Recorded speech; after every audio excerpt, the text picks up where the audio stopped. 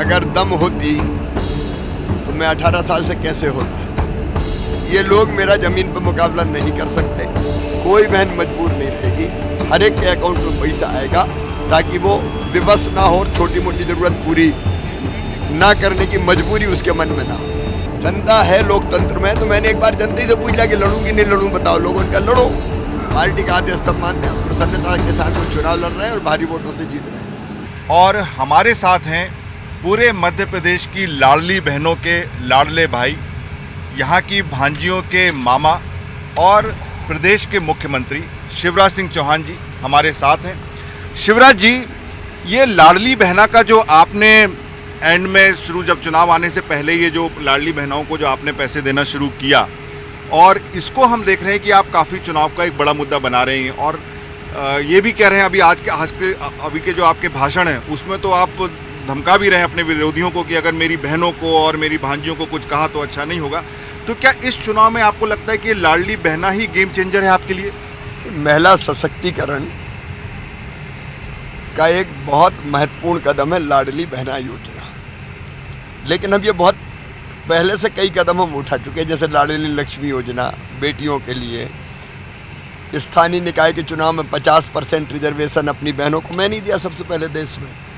30% police में भर्ती मैंने की सबसे पहले देश में बहनों की, बेटियों की। शिक्षकों की भर्ती में 50% रिजर्वेशन मैंने दिया। ओवरऑल सर्विसेज में फॉरेस्ट डिपार्टमेंट की छोड़ के 35% मैंने रिजर्वेशन दिया। कन्यादान योजना मैंने बनाई, भारतीय जनता पार्टी की सरकार ने बनाई। बहन बेटी के नाम पर अगर कोई संपत्ति खरीदता है तो स्टाम्प शुल्क कम लगेगा, ये व्यवस्था मैंने की। तो हमने कई कदम उठाए पहले, लेकिन संबल योजना हमने पहले बनाई, लेकिन उसमें एक सबसे महत्वपूर्ण कदम है अब लाडली बहना योजना। कोई बहन मजबूर नहीं रहेगी, हर एक के अकाउंट में पैसा आएगा ताकि वो विवश ना हो, छोटी मोटी ज़रूरत पूरी ना करने की मजबूरी उसके मन में ना हो। लेकिन कांग्रेस ये कहती है कि जब उन्होंने महिलाओं को 1,500 रुपये देने की बात की तब आप जागे कि नहीं, हमें भी कुछ पैसा देना चाहिए, और चूंकि आप सरकार में थे तो वो आपने शुरू कर दिया। कांग्रेस ये नहीं जानते कि 2017 में मैंने बेगा, भारिया, शहरिया बहनों के खाते में पैसे डालना शुरू किए थे 1,000 रुपये, जिनको कमलनाथ जी कांग्रेस ने बंद किया। बंद करने का पाप कांग्रेस ने किया, तो मैं तो तब से डाल रहा हूँ। उस योजना का विस्तार किया है मैंने, उसका प्रभाव देख के। ये 2017 में शुरू कर दिया था। तो शिवराज जी, ये बताइए कि बहनों के अलावा कुछ किसानों के लिए, क्योंकि जो कांग्रेस है वो किसानों के बल पे काफ़ी लड़ रही है कि हमने उनका कर्जा माफ़ करेंगे इसलिए हमारे साथ किसान हैं, और इस मामले में आप कुछ कर रहे हैं? किसानों के खाते में सीधा पैसा पीएम किसान सम्मान निधि का और सीएम किसान कल्याण योजना का जा रहा है। दूसरी चीज़, किसान को समर्थ बनाना तो चाहिए सिंचाई। कांग्रेस ने कितनी सिंचाई की व्यवस्था की, कोई बता दे। राजा, नवाब, अंग्रेज, कांग्रेस सब ने मिलकर की 7.5 लाख हेक्टर। मैं ले गया 47 लाख हेक्टर पे और 75 लाख हेक्टर तक ले जा रहा हूँ। लगातार सिंचाई योजना पे काम चला। 3 फसल ले रहे हैं हमारे राज्य में किसान, कई जगह 3-3 फसल। फसलों का उत्पादन 100 लाख मीट्रिक टन से 700 लाख मीट्रिक टन हो गया है। हमने 5 चीज़ें तय की। एक, उत्पादन बढ़ाना, जैसे सिंचाई। लागत घटाना उत्पादन की, जैसे बिना ब्याज के कर्जा दिया हमने। ठीक दाम देना, नुकसान हो जाए तो उसकी भरपाई। अभी बुरहानपुर में केला खराब हो गया था, 2 लाख हेक्टर हमने भरपाई की उसकी। और किसान को कृषि का विविधीकरण की तरफ ले जाने का काम तो हम कर रहे हैं। सार्थक काम जो किसान की जिंदगी बदलते हैं। एक बात और है शिवराज जी, आप पिछले 18 साल से मध्य प्रदेश के मुख्यमंत्री हैं। मैं भी मध्य प्रदेश का ही रहने वाला हूं और मैं आपको देख रहे हैं, लेकिन इस बार चुनाव में आपको चेहरा नहीं बनाया बीजेपी ने। इसका क्या कारण हो सकता है? देखिए, पार्टी एक मिशन है,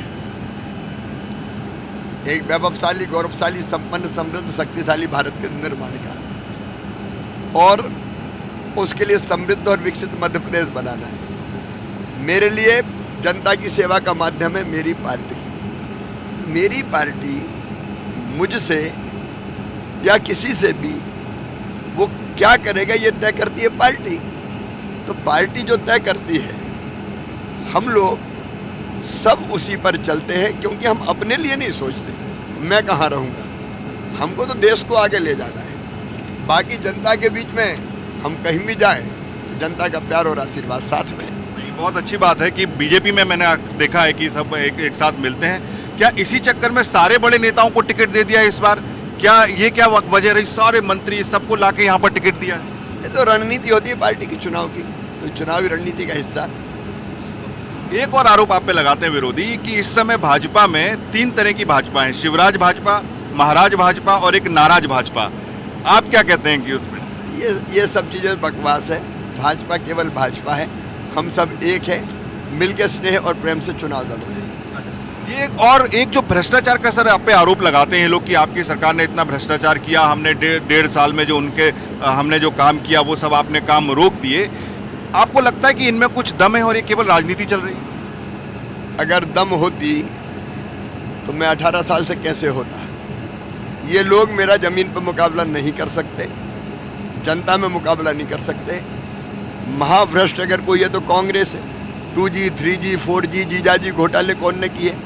बैल पे कौन है? जब कांग्रेस की 15 महीने की सरकार थी, दलालों का अड्डा था वल्लभ भवन। छापे पड़े, किन पे पड़े, पैसे कहाँ से बरामद हुए? तो दिखा जो साफ चीज़ है कि करप्ट अगर कोई है तो कांग्रेस है, वो लोग हैं। अब मेरे खिलाफ तो कुछ नहीं मिलता तो किसी भी चीज़ को लेकर आरोप लगा देते हैं।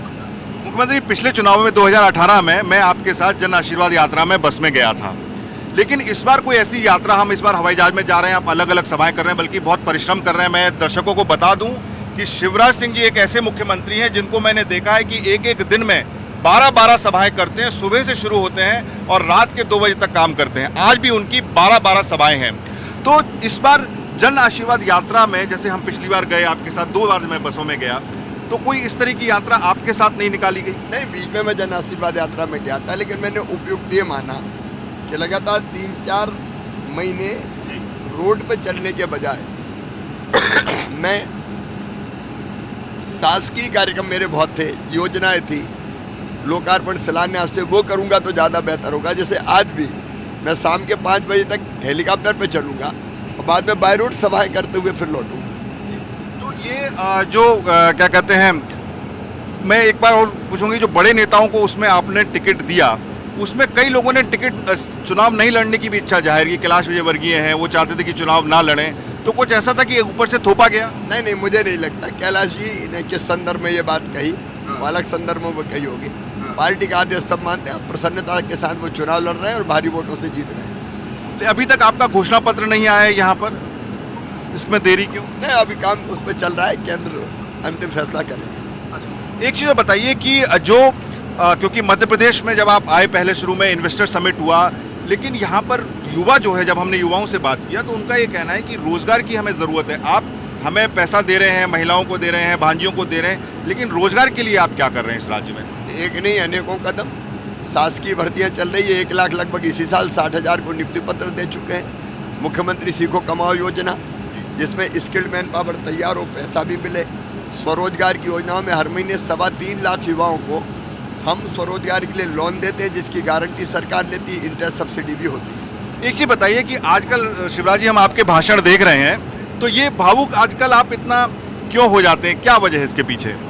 नहीं, ये तो जनता है, लोकतंत्र में। तो मैंने एक बार जनता ही से पूछ लिया कि लड़ूं कि नहीं लड़ूं, बताओ। लोगों ने कहा लड़ो। ये क्या है, अपनी जनता भगवान है, तो जनता से बात करना, पूछना, ये तो तरीका है। चलिए, अब हम मुख्यमंत्री जी से अगले दौर की चर्चा आगे करेंगे। अभी उनको थोड़ा कुछ अपनी फाइल्स देखनी है, कुछ देखना है कि क्या छपा है, एक प्रशासनिक काम होता है, आखिर मुख्यमंत्री भी हैं वो। तो आगे हम उनसे और मुद्दों पर बात करेंगे। हम आज मुख्यमंत्री जी आदिवासी इलाकों में जाकर सभा करने वाले हैं। हम उनसे ये भी जानेंगे कि आदिवासियों के लिए वो क्या कर रहे हैं और उनके लिए क्या योजनाएं लेके आ रहे हैं।